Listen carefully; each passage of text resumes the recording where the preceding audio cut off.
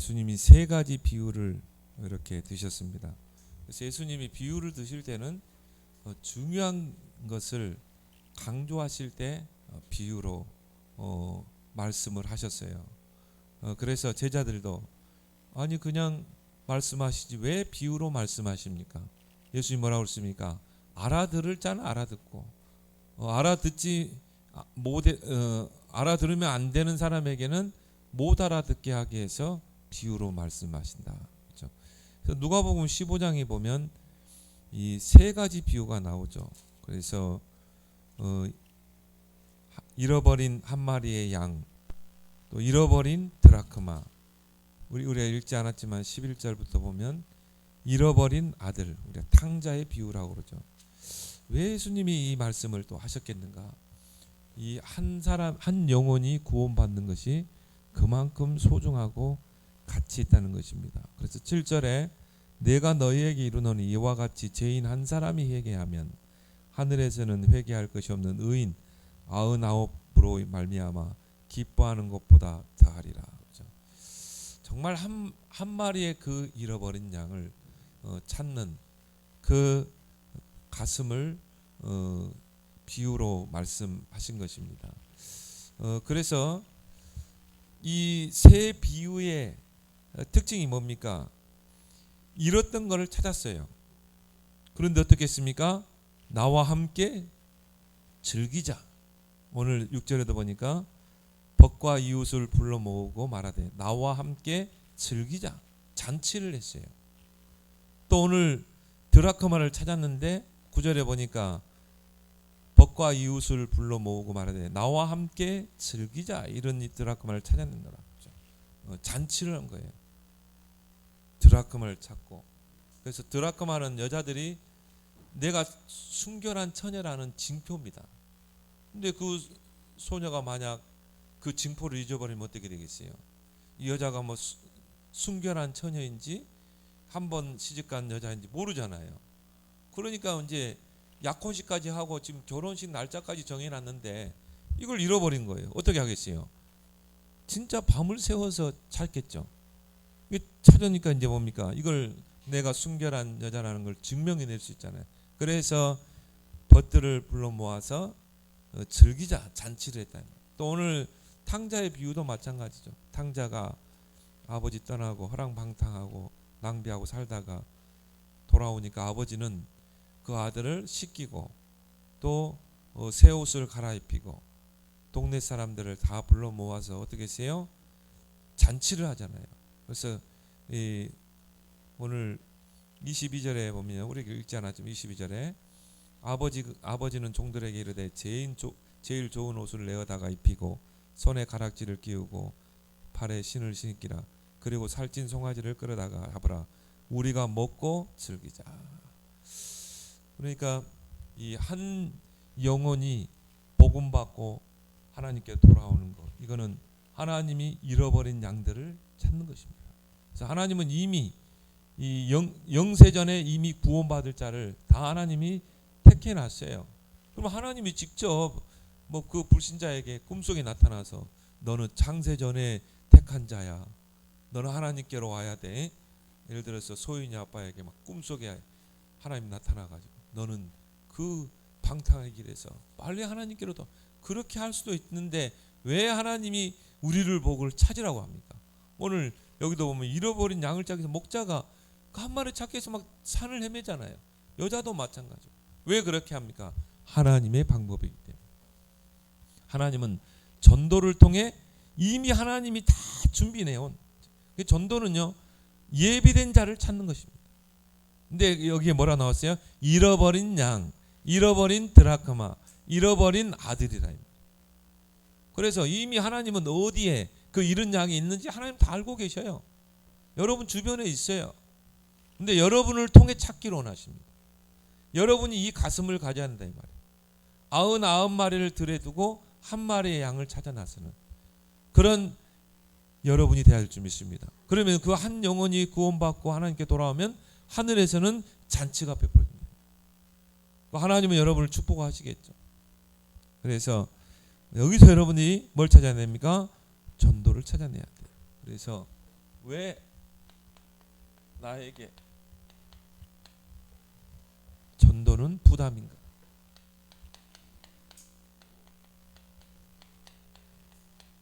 전도는 하나님의 방법이고 하나님의 축복이 여기에 다 있고 하나님의 전도를 위해서 모든 걸 다 하시는데 왜 나에게는 이 전도가 부담인가? 이걸 우리는 오늘 본문을 통해서 꼭 찾아내야 됩니다. 첫 번째는 뭡니까?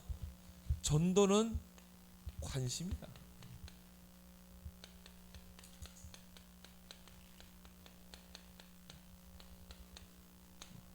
내가 정말 영혼 구원에 관심이 있는가? 그 한 마리의 잃어버린 양. 뭐 세상 사람들은 그러죠. 뭐 99마리가 있는데 뭐 한 마리의 어린 양 그거 뭐 잃어버리면 뭐 어떻겠냐? 아이 그냥 한 마리 손에 번치고 날도 어두운데 이제 90마리 데리고 가자. 뭐 그렇게 이야기할 수 있겠죠. 그러나 하나님은요. 그 한 양, 잃어버린 한 양의 모든 관심을 가지고 있는 것입니다. 이제 그래서 전도는 뭡니까? 관심입니다. 그래서 하나님의 관심을 알아야 돼요. 하나님은 어디에 최고의 관심을 두고 계십니까? 근데 우리가 여기에 방향을 안 맞추고요. 자꾸 기도도 육신적인 기도. 뭘 달라. 하나님은 다 줬잖냐. 근데 우리는 또 달라. 뭐 주세요. 해주세요. 그리스도와 함께 다 줬잖냐. 너희는 전도에 올인해.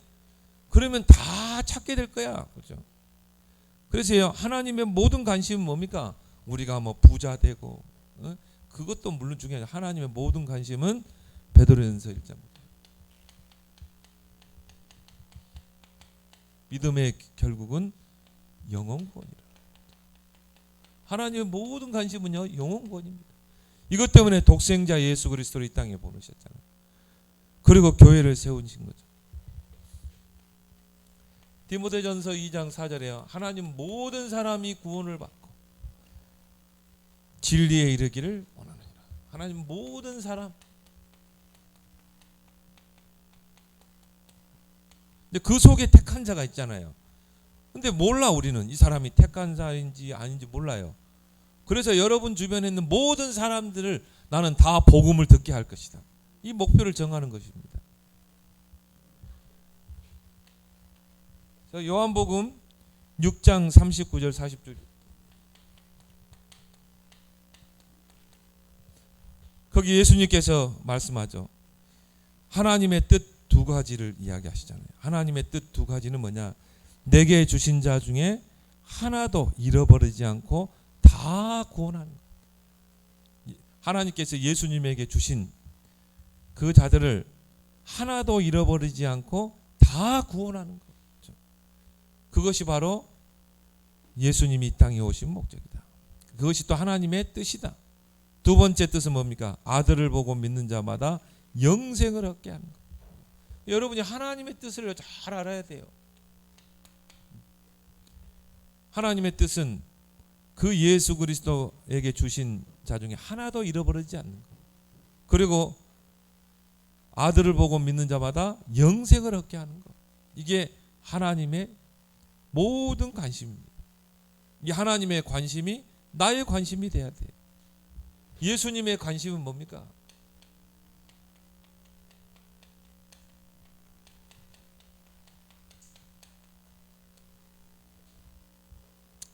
요한복음 4장 34절에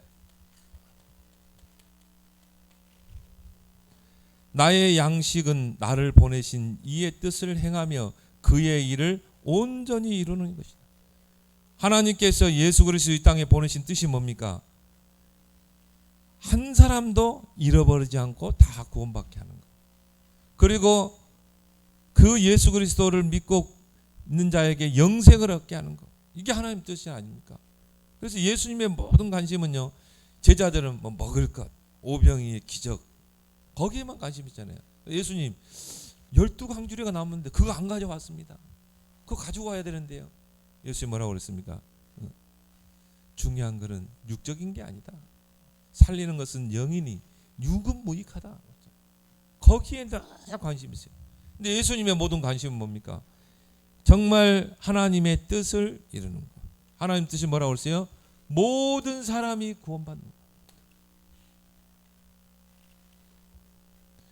요한복음 4장 35절에 눈을 들어 밭을 보라. 네 눈으로 저 밭을 보라. 휘어져서 이 낫을 추수할 자를 기다리고 있지 않냐. 그런데 추수할 자가 없어요. 그래서 추수할 주인에게 청해서 추수할 일꾼을 보내달라고 기도해라고 했죠. 마태복음 9장 35절에서요. 38절에 보니까 목자 없는 양과 같이 유리방황하며 고생하는 그 현장을 보고 정말 예수님이 안타까워했잖아요. 그래서 뭡니까? 정말 추수할 자를 보내달라고 기도해라. 복음이 없으면 방황할 수밖에 없죠. 인생의 목적과 방향이 없으니까. 그래서 세상 사람들 보세요. 육신적인 거, 정욕적인 거, 그런 것에 인생을 모든 걸 올인하고 살잖아요. 거기서 못 빠져나와요. 예수님의 관심은 모든 사람이 복음을 받고 구원받는.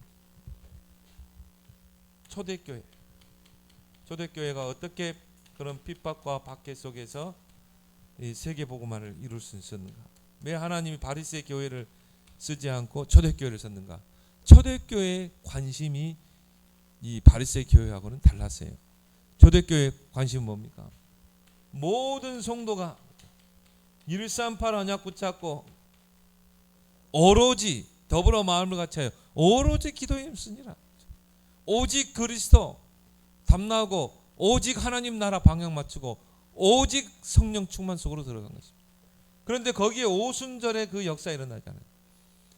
그런데 어떻게 했습니까? 사도의 가르침 받아 서로 교제하고 떡을 떼고 기도하기를 힘쓰니라. 3천 제자가 일어났어요. 집에서 떡을 떼고 성전에서 떡을 떼고 말씀 운동을 핀 거죠. 주께서 구원받는 수를 날마다 더하게 하시니라. 부흥될 수밖에 없습니다. 모든 성도들이 하나님의 관심이 나의 관심, 예수님의 관심이 나의 관심이 되면 오늘 예수님께서 이 세 가지 비유를 들었잖아요. 왜 예수님이 이 비유를 하셨는가? 15장에서 이 세 가지를 이야기하셨다니까요. 왜 이 비유를 하셨겠는가? 정말 하나님은 한 영혼이 구원받는 것을 최고 귀하게 보신다 이 말이죠. 여기에 방향 맞춘 초대교회를 하나님이 쓰신 것입니다. 사도행전 5장 42절 저희가 날마다 성전에 있든지 집에 있든지 예수는 그리스도라 가르치고 전하기를 그치지 아니하니라. 그렇죠? 이 땅에 정말 필요한 게 뭡니까? 예수가 그리스도다. 이게 복음이에요. 복음의 핵심 내용이 뭡니까? 예수가 그리스도다. 이게 복음의 핵심입니다. 이것만 여러분이 잘 전달하면 돼요. 물론 뭐 구원의 길, 원래 인간 뭐 이렇게 하지만은 원래 인간, 문제된 인간, 창세기 3장 이렇게 하잖아요. 그 공식대로 안 해도 이것만 정확하게 들어가 버리면 돼요. 여러분이 만나는 사람이 영적으로 시달리고 정신적으로 뭔가 모르게 막 눌려 산 사람에게 같이 그 사람을 생각하고 공감하면서 상담도요. 공감을 해줘야 되는 거예요. 아 그렇겠네요. 우리 상담 훈련 받을 때 그러잖아요. 공감해주라. 내가 너무 힘들어요. 남편 때문에. 그러면요. 그거는 이렇습니다. 이렇게 지적하면 안 돼요. 너무 힘드셨겠네요. 그래요. 남편이 그 사람이 한 말을 그대로 하래요. 우리 남편이 밤만 오면 술만 늦게 들어오고 술 먹고 너무 막 힘빼버리고 남편이 날마다 밤에 늦게 술 먹고 들어오고 하시니까 너무 힘드셨겠네요. 그 사람이 한 말을 그대로 똑같이 하면서 공감해 주는 거죠. 그럼 이 사람이요 내 말을 들어준다 이 말이에요. 마음 문 열게 되죠. 그런 것처럼 여러분이요 정말 영적으로 정적으로 시달린 사람을 찾아가세요. 그 사람을 놓고 생각하고 공감해주고 너무 힘들었겠다. 복음 없으니까 저렇게 힘들지. 정말 이 그리스도의 복음을 알고 영적 싸움을 싸우면 되는데 공감하면 기도하게 됩니다. 그리고 여러분이요, 이것만 정확하게 설명해 준 거예요. 당신을 그렇게 만들게 한 그 배후의 사탄인 것이다. 그래서 하나님의 아들이 오신 것은 마귀의 일을 멸하십니다. 독생자 예수 그리스도께서 십자가에서 사탄의 권세를 깨뜨리셨습니다. 당신이 오늘 그 예수를 정말 그리스도로 영접하는 순간 하나님의 자녀가 되고 당신에게 왕, 제사장, 선지자의 권세가 주어집니다. 이것만 잘 설명해 주면 됩니다. 그런데 초대교회는 예수가 그리스도이심을 가르치고 전하는 것을 그치지 않아요. 만나는 사람마다 예수가 그리스도이십니다. 가르치고 또 전하고 가르쳐야 돼요. 이게 이제 예수 그리스도의 복음이 각인 뿌리 내리도록 제자로 세우는, 이걸 그치지 아니하는 것입니다. 특히 초대교회 뭡니까? 이 중직자들 한번 보세요. 사도행전 6장부터 9장까지. 사도행전 6장에 중직자 임직이 나오죠. 그래서 믿음 충만, 성령 충만, 또 복음 충만, 지혜 충만한 이런 중직자들을 일곱 중직자를 딱 기름 부어 세웠는데 어떤 역사가 일어났어요? 주의 말씀이 왕성하게 되고 제사장의 무리가 주께로 돌아오고, 이런 중직자들이 이제 뭡니까? 사도행전 7장에 스데반 집사 유대인들 앞에서 마지막 설교를 딱 하잖아요. 구약을 가지고, 구약과 신약을 가지고 그리스도를 선포하잖아요. 구약에 이렇게 일어난 사건들, 이런 제도들이 다 그리스도를 예표하고 있는 것이다. 그런데 너희가 그 예수를 십자가에 못 박았다. 유대인들 앞에서요, 복음을 담대히 증거하고 순교당했어요. 이게 중직자거든요. 사도행전 8장에 보니까 누가 나옵니까? 빌립 집사가 나오잖아요. 아무도 가지 않는 그 사마리아 성에 가서 그리스도를 선포하잖아요. 초대교회 중직자들은 다 현장을 가지고 있었어요. 그리고 뭡니까? 정말 하나님의 관심이 중직자의 관심이 되니까 교회 살리고 현장 살리는 그런 역사가 일어나잖아요. 사도행전 9장에 누굽니까? 이 아나니아에게 하는 바울을 붙이잖아요. 사도행전 10장에 보니까 고넬료, 이 비장 시몬에게 누구를 붙입니까? 고넬료를 붙이잖아요. 이런 중직자로 여러분 서길 바랍니다. 나는 이번에 저 삼덕교회 그 중직자를 보면서요, 중직자가 8분입니까? 중직을 하는데 한 분이 미국에 있는 분이에요. 삼덕교에 있다가 미국으로 갔어요. 딸 때문에 가가지고 미국 갔는데, 이분이 그 교회 많잖아요. 다락방교회인데 거기 안 가고 나는 삼덕교회 교인이라는 거예요.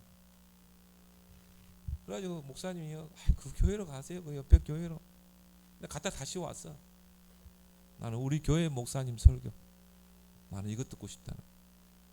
그러고 인터넷으로 생방으로 계속 들었어요. 미국과 우리나라 시차가 엄청 차이 나잖아요. 우리는 11시면 거기는 밤이거든요. 새벽이거든요. 이분이 계속 새벽에 이게 생방으로 들은 겁니다. 이번에 중직 임직받는. 나는 삼덕교회 중직자는, 삼덕교회 중직자는 나는 안수받겠다. 지금 비행기 타고 왔어요. 임직받겠다. 그거 보면서 그래 참 이런 중직이 얼마나 하면 축복하시겠느냐. 그리고 자기는 삼덕교회 제자로서 미국 땅에 복음의 씨를 뿌리겠다.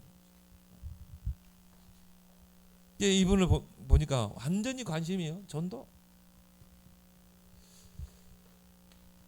하나님 얼마나 축복하셨는데요. 헌금도요, 11조도 거기서 보내는 거예요. 교회로.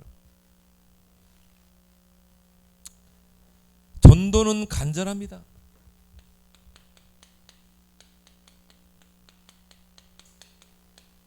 간절함이 있는 자에게 하나님은 전도 문을 여는 줄 믿습니다.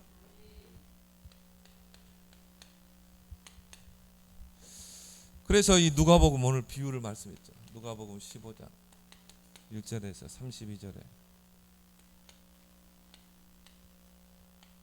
오늘 누가복음 15장 1절에서 7절은 뭡니까?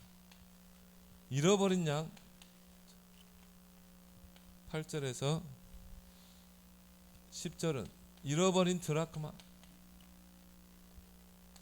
11절에서 32절은 잃어버린 아들. 근데 이 세 비유의 공통적인 게 몇 개 나오죠? 잃어버렸어요. 근데 하나님은 지금 잃어버린 그 한 영혼을 찾기로 원하신다 이 말. 그거를 설명하기 위해서요. 잃어버린 양, 한 마리의 양. 잃어버린 드라크마. 잃어버린 뭡니까? 그 아들. 근데 세 사람이 세 비유의 공통적인 게 찾았단 말이에요. 막 산을 헤매다가 찾았어요. 그래서 우리가 그 사파에 보면은 그 그림 있잖아요. 막 개천이 넘어가고 절벽이 있는데요. 이 양이 절벽 끝에 매달려가지고 달랑달랑한 거야. 근데 목자가 어떻게 합니까? 손을 다 내밀어가지고 그 어린 양을 딱 발목을 잡잖아요. 그런 그림 여러분 보셨잖아요. 그래가지고 그 어린 양을 딱 그 구출해냈다 이 말이에요. 그래가지고 막 그 목자가 어깨에다 메고 어린 양을 어깨에 메고 막 덩신을 춤을 추고 막 오잖아요. 그 그림 사파들 봤잖아요. 찾았다 이 말이에요. 얼마나 즐겁겠습니까? 잃어버린 드라크마를 찾았어요. 잃은 아들을 찾았어요. 잔치를 베푼 것입니다. 근데 여기에 보면은 큰 아들이 불만을 갖는 거예요. 그 아들은요 굉장히 모범적인 아들이에요. 가정적이고 아버지에게 참 효도하고.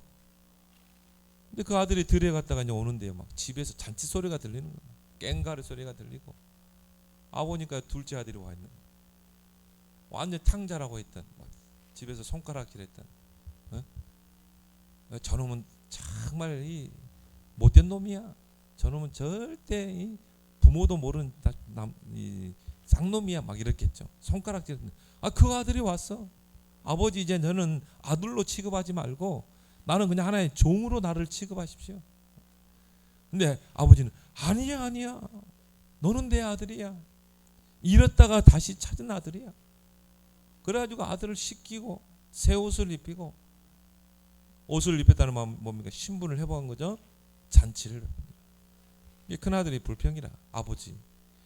아니 아버지, 나는 아버지를 그렇게 가정적이고 아버지에게 충성했고 아버지 말 잘 듣고 순종했는데 나를 위해서는 잔치 한번 안 하더만. 저 둘째 아들 탕자가 돌아오니까 자취를 합니까? 뭐라 그럽니까? 너는 같이 집에 사니까 내 것이 네가 아니냐. 자동적으로 유산이 너에게 물려갈 텐데 가만히 있으면 이 아들은 잃어버린 아들 아니냐. 잃어버린 아들을 찾은 거 아니냐. 그러니까 이 큰아들은요 동생이 집 나간 것도 아무 거의 감각이 없는 거예요. 지금 어디서 뭐하고 살든 관심이 없는 거예요. 그러니까 이제 아들이 둘째 동생이 와가지고 잔치하니까 시기심도. 유대인들을 이야기하죠. 전도에 전혀 관심이 없어요. 영혼권에 전혀 관심이 없어요. 영혼권에 대한 간절함이 없다. 그걸 비유로 말씀하신 거죠. 그래서 뭔가 다른 것에만 관심이 있어요. 틀린 것에만 관심이 있어요. 먹고 사는 거. 그러니까 예수님께서 가이사라 빌립보 지방에서 사람들이 나를 누구라 하느냐? 다 틀리게 했잖아요. 예수님을 세례 요한, 에레미야, 엘리야 이렇게 본 것입니다. 그리스도로 보지 못한 거예요. 선지자 중에 한 명. 그때 베드로가 주는 그리스도시요 살아계신 하나님의 아들이십니다 고백했죠. 사도행전 11장에 보니까요 1절에서 3절에 보니까 베드로가 피장 시몬의 집에서 다락방을 했잖아요. 그 요파 지역을 놓고. 근데 하나님이 그 시간표에 맞춰서 고넬료를 붙이죠. 이달리아 대 백부장. 고넬료가 복음을 받고 너무 기쁘니까 이방인이 자기 집에 베드로를 초대했어요. 베드로와 제자들. 근데 베드로가 고민을 많이 한 것 같아. 나는 유대인이고 저 사람은 이방인인데 어떻게 내가 저 이방인은 개와 같이 부정한 자로 취급했거든. 어떻게 이방인 집에 가서 내가 밥을 먹을 수 있는. 근데 예수님은 그랬잖아요. 그리스도 안에서 이방인 뭐 유대인 없는 거야. 모든 사람이 구원의 대상이야. 예수 믿으면 다 똑같아. 하나님 자녀. 그래서 이제 복음을 선택하고 이방인 집에 가서 식사를 대접한 거예요. 근데 그때 같이 갔던 그 베드로가 전하는 복음도 같이 들었고 같이 베드로가 영접하고 그래서 같이 초대받고 들어간 그 유대인 중 유대인 그리스도인이죠. 이 사람이 고해받은 것입니다. 그래서 유대 그 지도자들에게 그러니까 이제 그것 때문에 시비 거는 거죠. 왜 이방인 집에 가서 식사를 했냐 말이죠. 그러니까 오순절에 성령도 체험했고 하나님의 역사를 체험했는데도 아직 선민사상의 틀에서 벗어나지 못한 것입니다. 그래서 사도행전 11장 이후로 베드로의 이름이 사라져버렸죠. 거기서 뭐 베드로가 담대히 이야기해야 되거든요. 그리고 이제 사도행전 13장에 바울이 등장하죠. 뭔가 우리 안에 복음 아닌 전도에 관심 없는 다른 것이 많이 있는 거죠. 마태복음 5장 1절에서 12절에 팔복이라고 그러죠. 예수님이 유대인들이 생각하는 그 모든 복의 개념을 예수님이 다 뒤집어 버렸어요. 심령이 가난한 자는 복이 있다. 애통하는 자는 복이 있다. 긍휼히 여기는 자는 복이 있다. 의를 위하여 핍박을 받는 자는 복이 있다. 유대인들이 생각하는 그 복의 개념을 완전히 바꿔버린 것입니다. 여러분이 정말 복음 전하다가 핍박받는 것, 그게 복인 줄 믿습니다. 하늘에서 상이 큼이라고 그랬어요.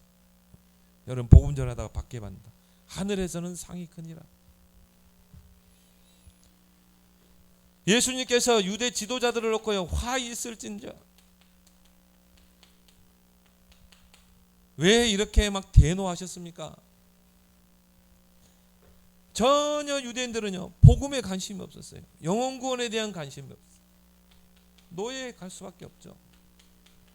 포로 되게 할 수 없어요. 속국.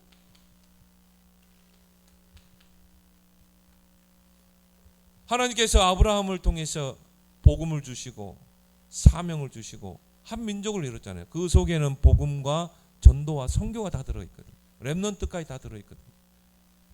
가나안 땅 와가지고 다 놓쳐버린 것입니다. 그러니까 뭡니까? 하나님 노예되게 해가지고 회복하게 하고 포로 되게 해서 그걸 회복하게 하잖아요. 고린도전서 9장 16절에 보니까요.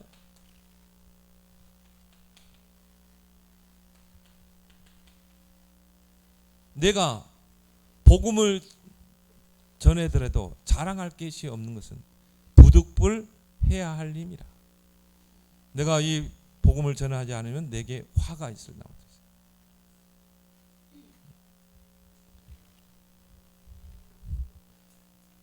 마태복음 23장에 보니까 19절부터 13절부터 31절에 화 있을진저 예수님이 8번 이야기했거든. 유대 지도자들에게 정말 이 복음을 가지고 백성들에게 복음을 심고 전도의 사명을 심고 선교의 사명을 심어야 될 그 유대 제사장들과 바리새인들, 이 사두개인들이요 전혀 관심이 없는 거죠. 그리고 복음을 핍박하고 십자가에 못 박으라고 외치고 예수님이 화 있을진저 8번 화 있을진저 했거든요. 외식하는 너희여 화 있을진저. 이들에게는 전혀 이런 간절함이 없던 거죠. 그래서 예수님이 이런 비유를 설명할 수밖에 없는 거죠. 왜 나에게 전도가 부담인가? 전도에 대한 절박함이 없어서. 그래서 전도는 절박함이다.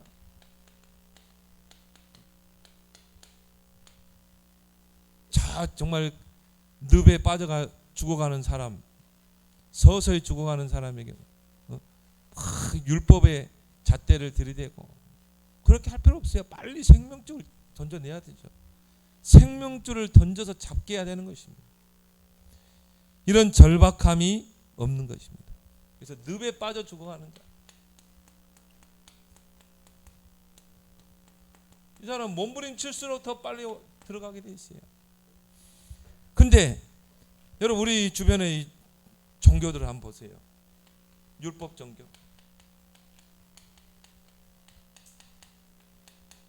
특히 뭡니까? 도덕 종교죠. 그래서 율법 종교는요 하나하나 따집니다. 너 왜 가지 말라는데 가는 거야? 그 길로 가지 말라고 했지 않냐? 그러면서 그걸 계속 따져듭니다. 이 사람은 지금 늪에 빠져서 죽어가고 있는데 율법 종교, 율법으로 지져가죠. 여러분은 율법의 사람이 되지 말고 복음의 사람이 되길 바랍니다. 우리 안에 율법 성향들이 있거든요. 자꾸 따져요. 따지 말고 그냥 복음으로 다 수용하길 바랍니다. 다 부족해요. 모자래요. 그럼 복음에 넓은 가슴이 있어야지. 뭔가 우리 안에 이런 율법 성향들이 복음 같은데 율법이라, 율복이라 율법. 따질 거 없어요. 빨리 생명줄을 던져야지. 또 뭡니까? 참선 종교. 참선이란 무엇인가? 그래서 깨달아. 네 스스로 깨달아야 된다.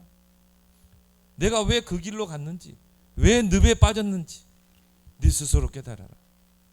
그럼 네가 거기서 빠져나오는 길을 네 스스로 찾아내야 돼. 이게 특히 대표적인 종교가 뭔가? 불교 아닙니까? 네 스스로 깨달아라. 이 사람은 그 어떤 말도 귀에 안 들려옵니다. 지금 죽어가는데 이 사람에게는 전도자가 필요해요. 생명줄을 던져줄 전도자. 전도자는 뭐합니까? 뭐 이거 따지지 않습니다. 바로 생명줄을 던지죠. 잡기만 해라. 그럼 내가 끄집어내 줄게. 이게 전도인 줄 믿습니다. 그렇죠? 여러분이요 정말 현장에서 이 하나님을 떠나서 영적으로 시달리고 정적으로 시달리는 사람 딱 만나면요, 뭐 여러분 서론 별로 따질 필요도 없어요. 전도는 뭐 연습해서 되는 게 아닙니다. 우리가 하도 전도 체질이 안 돼서 앞에 나서 구원의 길 훈련하고 하는 거지. 전도는 예수가 그리스도다, 이게 전도라니까요. 핵심. 바로 생명줄을 던져야 돼요. 당신 거기서 살아남을 수 있는 길은, 당신 살 수 있는 길은 그리스도밖에 없어. 그리스도 붙잡아야 돼. 이게 전도입니다. 그러면서 풀어나가는 거죠. 왜 그리스도를 붙잡아야 되는가? 왕, 제사장, 선지자.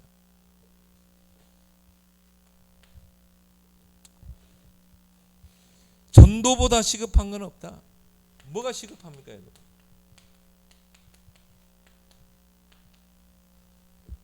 네, 이 메시지를 선교지에서 했거든요.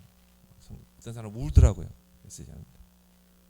중앙아시아 어떤 집사가 통역으로 하는데요, 울더라니까요. 전도보다 시급한 거 없다. 영적 심폐소생술.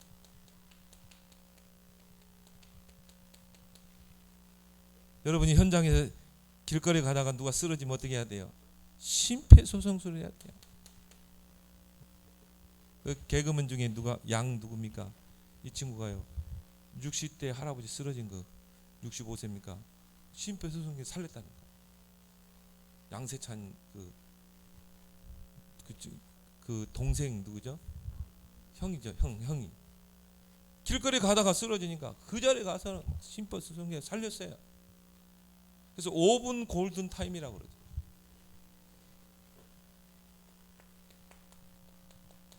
그 5분 안에 죽을 수도 있고요, 5분 안에 살 수가 있는 거예요. 그래서 여러분이 만약 이 죽어가는 사람이 있다, 그러면 어떻게 해야 됩니까? 팔 걷어 붙이고 해야 돼요. 살려내야 되는 것입니다. 이 사람에게는요, 막 산소를 집어넣어줘야 돼. 이 사람에게는 복음을 계속 집어넣어줘야 돼요. 듣든지 안 듣든지 복음을 전파하라고 그랬잖아요. 영적 심폐소생술 해줘야 되는 것입니다. 이것저것 따질 필요 없는 거야. 앰뷸런스는 어떤 걸 불러야 되면 그런 거 따질 수 있습니다. 빨리 지금 이 응급 조치를 해야지.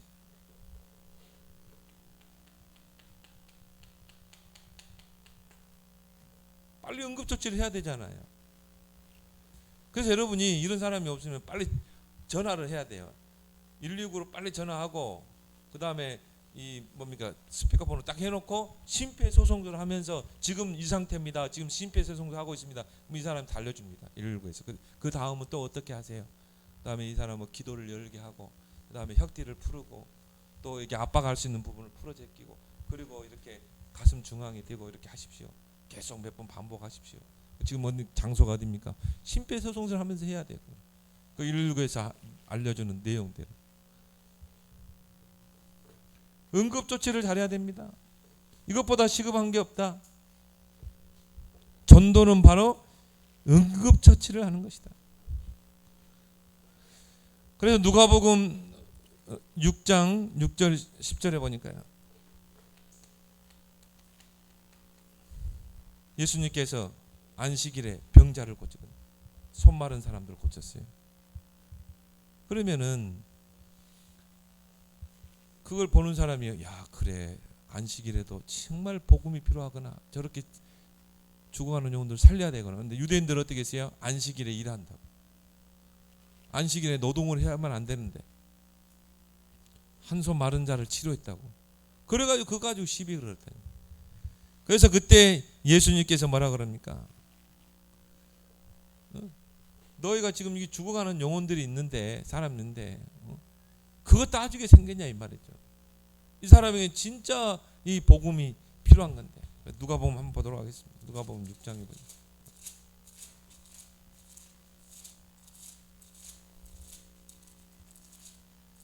6절 8절 또 다른 안식일에 예수께서 회당에 들어가서 가르치 안식일에 거기서 오른손 마른 사람이 있는지라. 그 서기관과 바리새인들이 예수를 고발하려고 증거를 찾으려고 왜 안식일에 일을 하면 계명을 어기는 거잖아요. 안식일을 기억하여 거룩하게 지키라. 아무 일도 하지 말라고 그랬거든요. 너희 집안에 있는 여종들 남자들도 일하지 않게 하라. 노동을 하지 않게 하라. 근데 그 안식일에 참된 정신을 알아야 되잖아요. 근데 그 문자적으로 본 것입니다. 예수께서 그들의 생각을 아시고 손 마른 사람에게 일어나되 이르시되 일어나 한가운데 서라 하시니 그가 일어나 선거늘. 예수께서 그들에게 이르시되 내가 너에게 묻노니 안식일에 선을 행하는 것과 악을 행하는 것 생명을 구하는 것과 죽이는 것 어느 것이 옳으냐 하시며 무리를 둘러보시고 그 사람에게 이르시되 내 손을 내밀라 하시니 그가 그리하매 그 손이 회복된다. 유대인의 율법대로 하면요 그거는 율법을 어기는 거죠. 계명을 어기는 거죠. 그러니까 이들은 진짜 계명 속에 있는 그 복음 정신을 잃어버립니다. 예수님이 이 바울이 로마서에 책망한 게 뭡니까? 율법의 의와 인과 신은 버렸다는 거예요. 문자적으로 지키려고 했어요. 의와 인과 신 그거는 버렸다는 말이죠. 그래야 하나님 책망을 받는 거예요. 그들이 노기가 가득하여 예수님이 안식일에 그 병든 사람을 고친 것 때문에 노기가 가득하여 예수를 어떻게 할까? 죽이려고 막 의논하고. 보세요. 복음 모르면요 오히려 복음 전하는 단체를 이단으로 누명 씌우고 죽이려고 합니다. 이단 누명을 누가 씌웁니까? 기존 교회들이 전혀 전도 관심 없는 자들. 예수님도 누명 쓴 이단이었어요. 초대교회도 그렇고.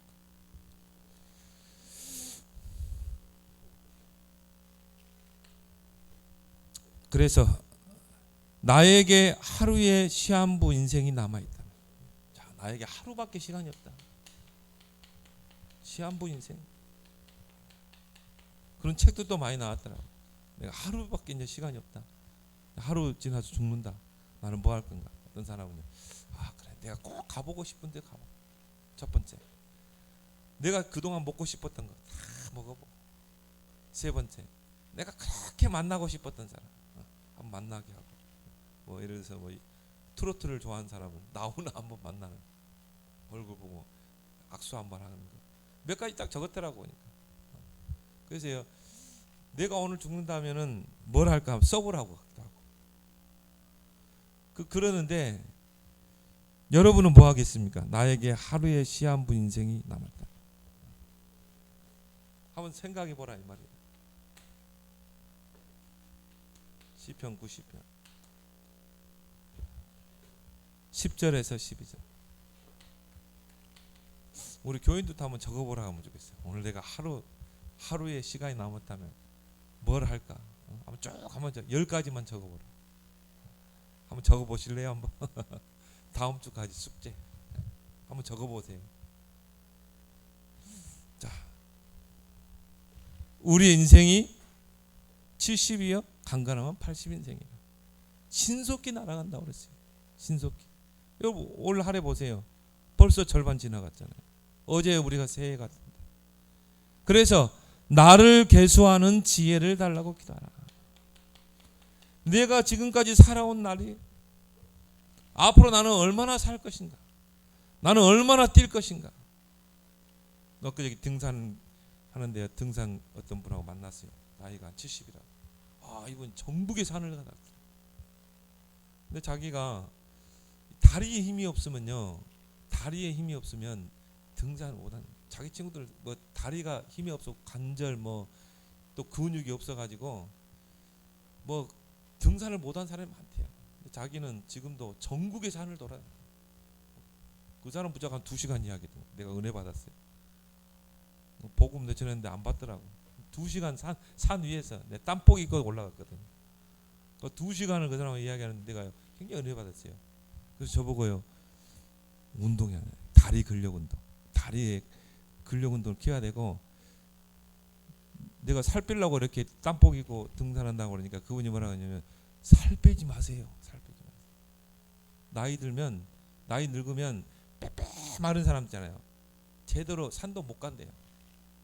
지금처럼 등치가 있고 하니까 근력을 키우라는 거예요. 그럼 나이 들면 적당하게 폼이 딱 잡혀가지고 이제 이게 근력이 돼가지고 산도 올라가고 이렇게 한다는 거예요. 그래서 살 빼려고 하지 말아요. 내가 한편으로는 은혜가 되고 한편으로는 빼야 되는데 또 그 말 들어보니까 가만히 들어보니까 일리가 있어요. 그잖아요.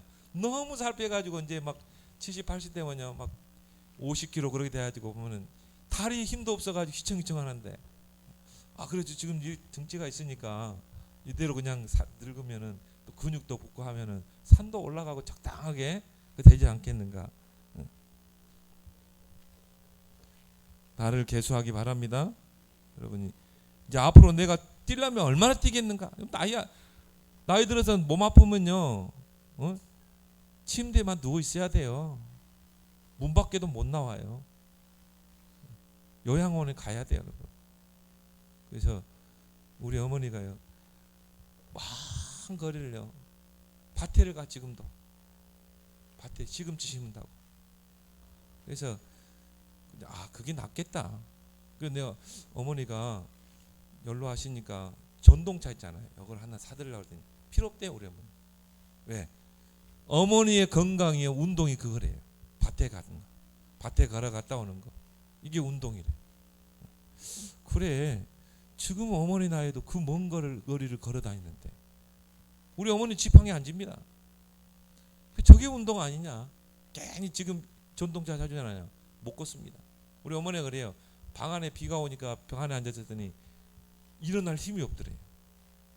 그래서 자기는 걷는다는 거. 그래. 나이 들수록 걸어야 되는구나. 앉아버리면 얼마 전에 TV 보니까 누우면 죽는데요.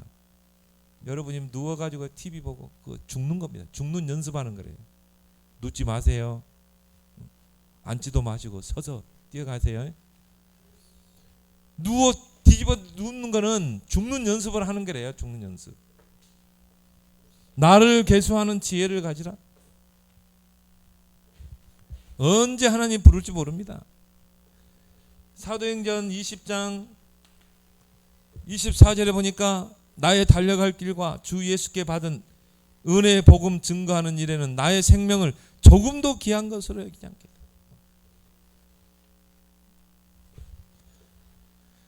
디모데후서 4장 엄히 명하노니 너는 복음을 전파하라. 때를 얻든지 못 얻든지 항상 힘쓰라. 여러분이 하나님께서 누구에게 제자를 붙이시겠는가?